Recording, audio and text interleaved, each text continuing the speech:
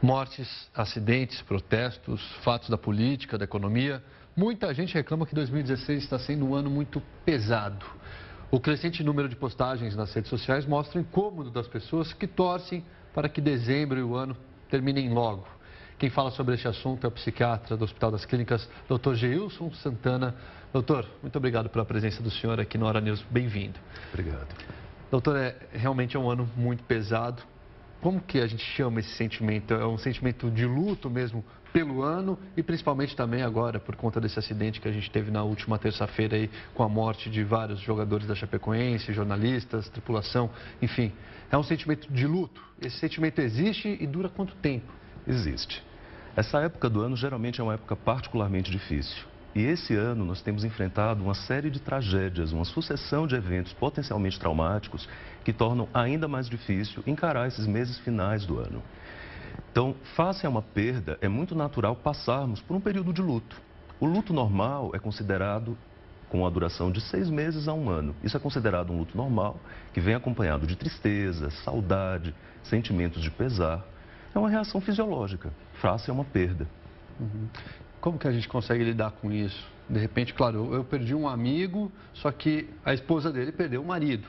Sim. Como que eu posso ajudá-la? Porque é o nosso sentimento, a gente quer ajudar essa família. De que maneira que a gente deve se portar? Não tocando no assunto? Tocando no assunto? Trazendo boas lembranças? Falando do acidente? De que maneira a gente deve se portar? Então, face a uma tragédia, nós temos que ter uma sensibilidade muito grande. Temos que respeitar a pessoa para não sermos invasivos. Então, o risco de forçar alguém a falar sobre um evento traumático é traumatizar ainda mais aquela pessoa. Então, se temos contato com alguém que esteve diretamente relacionado à tragédia, ou que perdeu alguém nessa tragédia, devemos oferecer a possibilidade de que ela fale sobre o assunto, mas de modo algum forçá-la a falar. O luto consegue ser superado através do compartilhamento. A gente compartilhar as memórias, as lembranças da pessoa que se foi. E poder falar sobre o evento traumático, em geral, ajuda a superar o luto, que ele transcorra de forma normal. Só que isso não pode ser imposto, não deve ser forçado. Deve partir, então, da vítima, da pessoa ali mais próxima dessa vítima do acidente, enfim. E quando é um acidente, doutor, é mais difícil ainda esse luto? Quero dizer assim, a gente percebe pelas reportagens que vêm sendo mostradas, pelas investigações que apontam que a culpa dele, de repente, foi de alguém, né? Teria sido do piloto, nesse caso. Sim. Fica mais difícil aceitar? O sentimento de indignação é maior? E como lidar com isso? A morte, em geral, é um tema muito difícil de ser lidado. Quando a morte envolve alguns elementos que revertem a expectativa que a gente tem da vida, isso se torna ainda mais complicado. Por exemplo, são pessoas jovens que morreram de maneira abrupta, súbita, em um momento de apogeu, um momento que eles estavam na expectativa, na iminência de realizar, de conquistar um grande trunfo. E, como todas as investigações indicam, a possibilidade de que tenha sido não um acidente simplesmente, mas um ato de imprudência. Então, isso torna ainda mais difícil lidar com essa situação. É muito comum, em situações parecidas, as pessoas até ficarem indignadas, muitos até com sentimentos de culpa, de acharem, poxa, eu poderia ter evitado, eu deveria ter dito para ele não ir. Como alguns parentes que tiveram pressentimentos, que sentiram que não deveriam, o familiar, o amigo não deveria viajar naquela situação. Mas isso, na verdade, é uma reação a um luto, a incompreensão dessa situação, a revolta que toda essa situação gera. Enquanto a gente conversa, a gente agora mudando um pouquinho de assunto, a gente vê aí imagens da Avenida Paulista. Ontem foi um dia de manifestações aqui no nosso país. Exatamente por conta desse ano de 2016, a gente teve muitos problemas na política, a gente teve o impeachment de uma presidente da República, a gente teve a Operação Lava Jato, casos também de indignação. Sim. É um luto pela política também. Sim. E aí, essa atitude da manifestação, alguns se manifestam, outros acham que é bobagem, que não vai adiantar em nada. Por que as pessoas saem à rua? Por que sair à rua? Então, na verdade, nós estamos passando por um momento de crise de representatividade. As figuras políticas tradicionais estão sendo questionadas e, para muitos, elas já não servem como um referencial. Novas figuras têm surgido, muitas delas até se colocando como não políticas e propondo, muitas vezes, até soluções fáceis para problemas sociais muito complexos.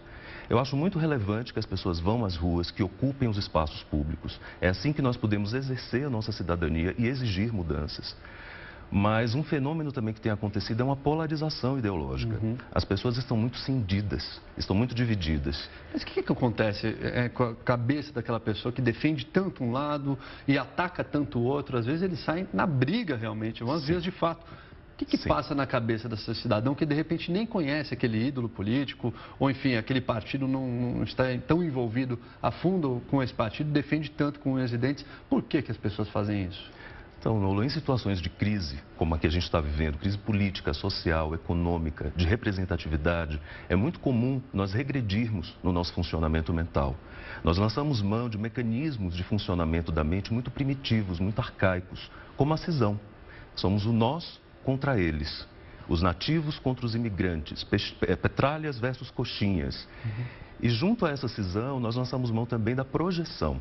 Projetamos no outro todo o mal. A responsabilidade não é nossa, a culpa é do outro. Então as pessoas chegam à atuação, à violência física, verbal, à agressividade, devido a esse funcionamento mental muito primitivo, muito arcaico.